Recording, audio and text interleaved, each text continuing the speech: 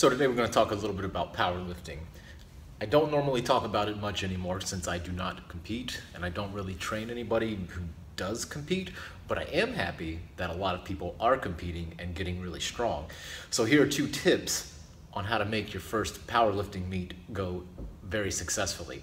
The first thing you want to do, actually this is one thing you don't want to do.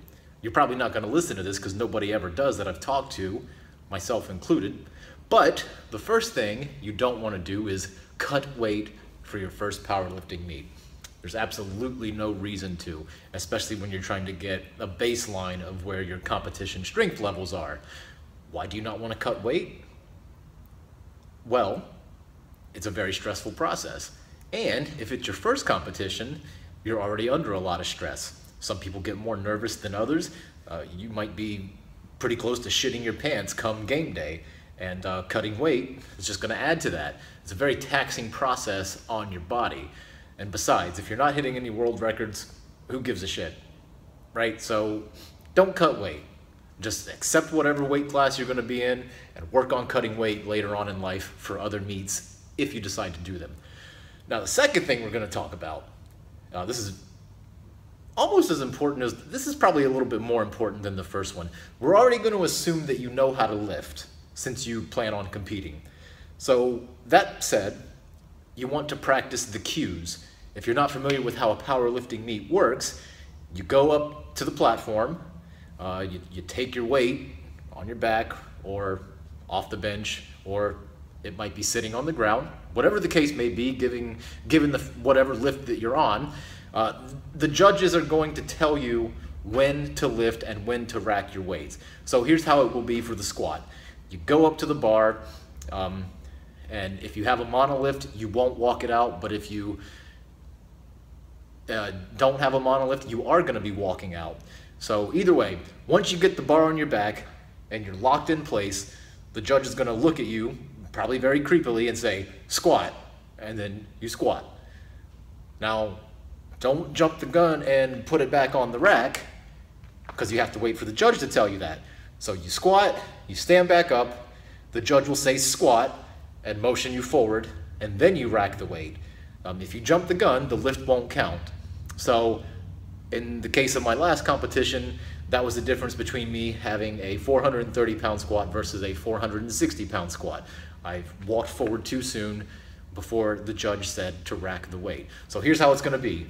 You get it on your back, you walk out, stand in place, judge says squat, you squat, you wait, judge says rack, then you rack the weight. Do that 2 more times and maybe you'll set a PR or something, hopefully. For the bench, it's going to be different depending on which federation you are.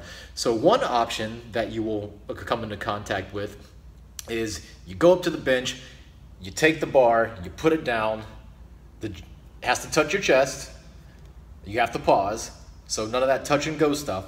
So you have it there, the judge is going to say press, rack, and that's when you rack.